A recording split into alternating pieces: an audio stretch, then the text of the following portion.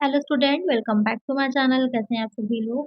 आप लोगों के एमआरएस के एग्जाम्स होने वाले हैं, जिसके लिए प्रीवियस ईयर क्वेश्चंस मैं आप लोग के लिए लेकर के आ रही हूँ। जिससे कि आपको अलग अलग, जैसे कि आप यहाँ पर आप जनरल अवेयरनेस देख रहे हैं, इसकी एक अलग प्लेलिस्ट बनी है। यहाँ पर आपको पीजीटी के जो इसका टीजीटी का पेपर हुआ था 2023 में, जो भी आपके पेपर्स हुए थे, सबके क्वेश्चंस आपको एक जगह देखने को मिलेंगे। ऐसे ही आईसीटी की भी वीडियोस मैंने प्रोवाइड कराई हैं आपको, टीचिंग एप्टीट्यूड की वीडियोस भी हैं, हिंदी की, इंग्लिश की, सारी ही वीडियोस आपको मेरे चैनल पर प्लेलिस्ट मिल जाएगी। ज़रूर से देख लीजिएगा, आपके प्रीवियस ईयर क्वेश्चंस बहुत अच्छे से तैयार हो जाएंगे कि कैसे क्वेश्चंस आपके पूछे गए थे। आज के वीडियो में जो पेपर आप देख रहे हैं, ये टीजीटी लाइब्रेरियन का पेपर है। इसमें कि आपके जो जनरल अवेयरनेस के क्वेश्चंस थे, वो आज मैं सॉल्व करवाऊंगी। तो आइए शुरू करते हैं, लेकिन शुरू करने से पहले इसी तरह की वीडियोस के लिए चैनल को सब्सक्राइब जरूर से कर लीजिएगा, क्योंकि टीयर 2 में जो आपका सब्जेक्टिव होगा, जहाँ पर आपके सब्जेक्टिव क्वेश्चन पूछे जाने हैं, तो उसके भी प्रीवियस ईयर के जो क्वेश्चंस हैं वो भी मैं आप लोग को प्रोवाइड कराऊंगी। जो भी आपका सब्जेक्ट हो, तो उसके अकॉर्डिंग वो भी मैं आप लोग को प्रोवाइड कराऊंगी, इसलिए चैनल को सब्सक्राइब जरूर से कर लीजिएगा। आइए शुरू करते हैं और फर्स्ट क्वेश्चन लेते हैं। The part of Himalayas line between Sutlej and Kali rivers is known as. यहाँ पे क्या कह रहा है, जो सतलज और काली नदी है, उसके मध्य में आने वाले हिमालय भाग को क्या कहा जाता है। कुमाऊं हिमालय कहते हैं, असम हिमालय, पंजाब हिमालय, कश्मीर हिमालय। तो यहाँ पर नदियों के आधार पर जो रिवर्स होती है, उनके बेसिस पर भी डिवाइड किया गया है हिमालय। ऐसे जो प्रादेशिक स्तर के बेसिस पे किया गया, वो भी आपका 4 पार्ट में किया गया है। प्रीवियस वीडियोस में मैंने आप लोग को बताया हुआ है उसके बारे में भी। यहाँ पर रिवर्स के बेस पे किया गया है। तो जो सतलज और काली नदी के बीच में आता है, वो आपका कुमाऊं हिमालय कहलाता है। एक आंसर हमारा ऑप्शन 1 हो जाएगा। सिंधु और सतलज के बीच में, इसको भी ध्यान में रखिएगा, कोई भी आपसे एग्जाम में पूछ सकता है। जो सिंधु और सतलज नदी है, उसके बीच में जो आता है, वो कौन सा क्षेत्र हो जाता है, वो आपका हो जाएगा पंजाब हिमालय कहलाता है।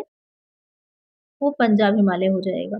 उसके बाद आपके सतलज और काली, यहाँ पर जो सतलज और काली, तो यही वाला हो गया जो भी आपने पढ़ा, जो आपके क्वेश्चन में पूछा भी गया था। सतलज और काली नदी के बीच में जो आएगा, वो कुमाऊं हिमालय हो गया हमारा। उसके बाद जो काली, यहाँ पर काली नदी, और उसके बाद कौन सी आ जाती है, काली के बाद आएगी तीस्ता नदी। काली और तीस्ता नदी के बीच में जो आता है, वो कौन सा हिमालय हो जाता है, वो आपका नेपाल हिमालय हो जाएगा।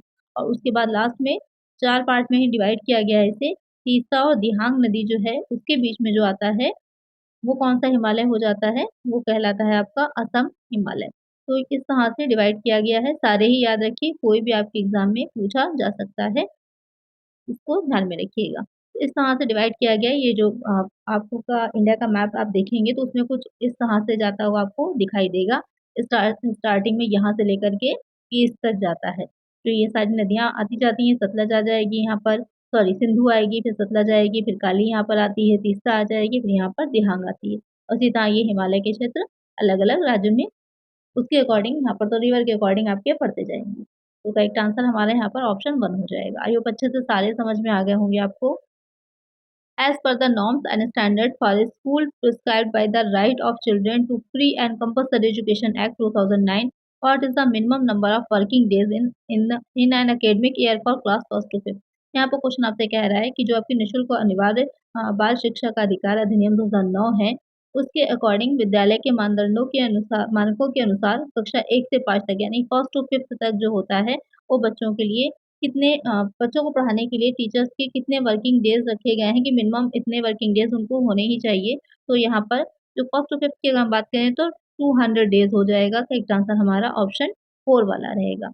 और अगर फिफ्थ टू एट, क्योंकि आपका प्रीवियस पेपर में ये पूछा गया था, इस बार हो सकता है ये पूछा जाए कि फिफ्थ टू एट के लिए कितना है, तो वो कितने हो जाएंगे, 220 यहाँ पर वर्किंग डेज हैं। और यहाँ पर एक चीज़ और पूछी जा सकती है, कितने वर्किंग आवर हैं। वर्किंग आवर यहाँ पर अगर हम कहें, तो जो आपको फर्स्ट टू फिफ्थ है, तो वहाँ पर 800 वर्किंग आवर यहाँ पर होंगे। टीचिंग आवर भी कह सकते हैं जिसे आप, टीचिंग आवर यहाँ पर हो जाएंगे।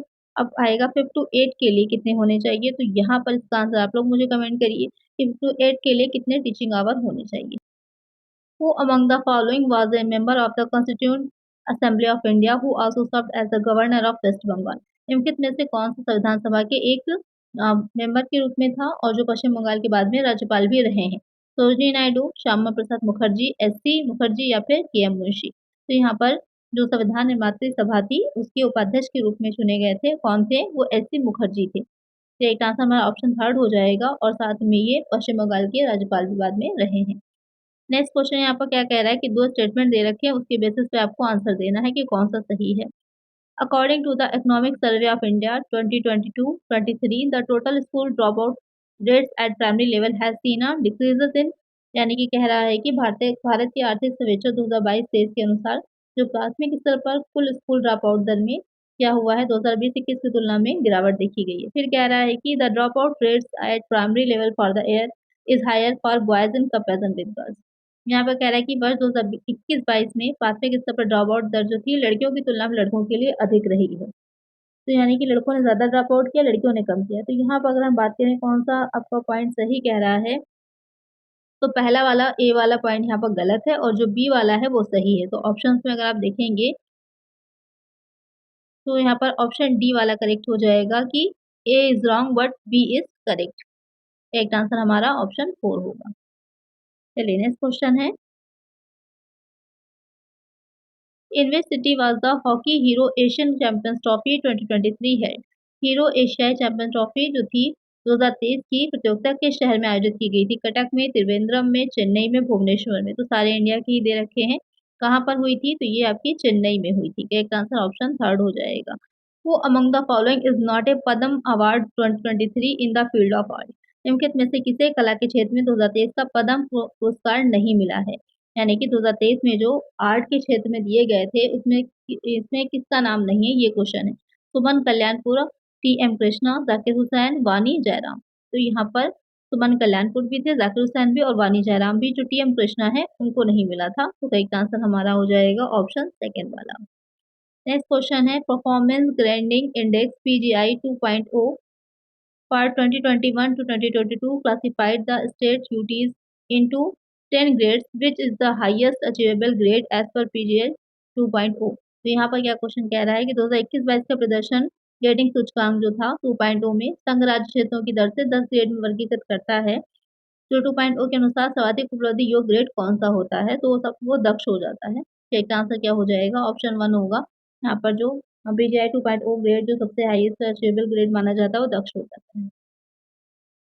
Which of the following was authored by Olympe de Gouges after the French Revolution as a critic of the Declaration of Rights of Man and Citizen for having excluded women from basic rights।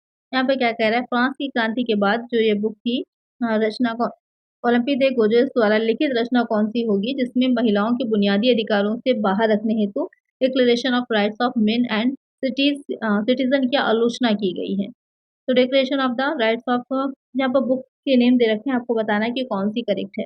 Declaration of the rights of all French citizen, basic rights to all the women of France, declaration of the rights of women and citizen, या फिर vindication of the rights of women. तो यहाँ पर correct answer जो है वो आपका option 3 वाला होगा।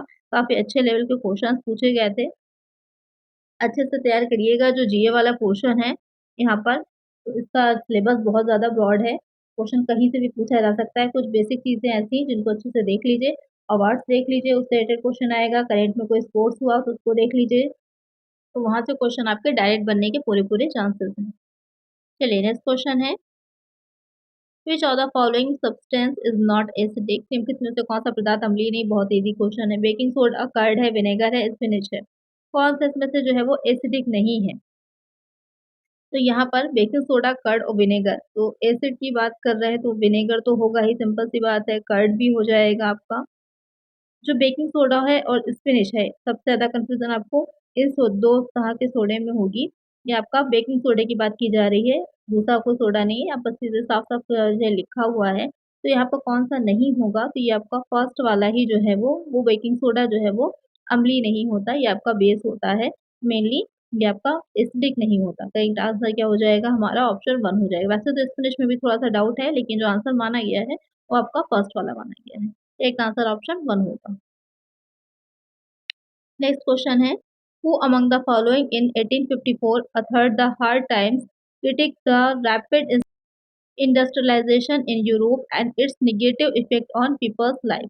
यहाँ पे क्या कह रहा है, निम्नलिखित में से किसने 1854 में हार्ड टाइम्स की रचना की जिसमें यूरोप में तेजी से होते औद्योगिकरण और जनजीवन पर इसके नकारात्मक प्रभाव की आलोचना की गई है। लियो Tolstoy, Thomas Hardy, Charles Dickinson या फिर विलियम शेक्सपियर। किसने की थी? तो चार्ल्स डिकिंसन जो थे उन्होंने की थी। तो इसका आंसर हमारा ऑप्शन थर्ड वाला होगा। काफ़ी अच्छे लेवल के क्वेश्चन्स थे जो आपके इस पेपर में पूछे गए हैं। तो इसी को ध्यान में रखते हुए जनरल अवेयरनेस की अच्छी से तैयारी करिए कि आपके एग्ज़ाम में काफ़ी अच्छे लेवल के क्वेश्चन्स हैं। बुक्स जो होंगी नई जो अभी से रिलेटेड हैं या जो हिस्ट्री के कुछ इम्पोर्टेंट हैं उनको देख लीजिएगा। स्पोर्ट्स जो हुए होंगे, जो स्पोर्ट्स अभी या गेम्स हैं जो चल रहे हों या हो रहे हों या अभी इंडिया ने विन किए हों, उनको देख लीजिएगा।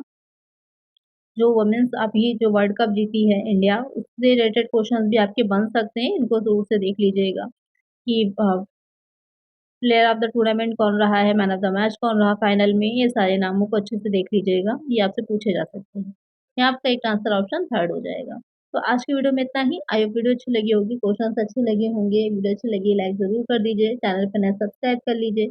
मिलते हैं नेक्स्ट वीडियो में। Thank you.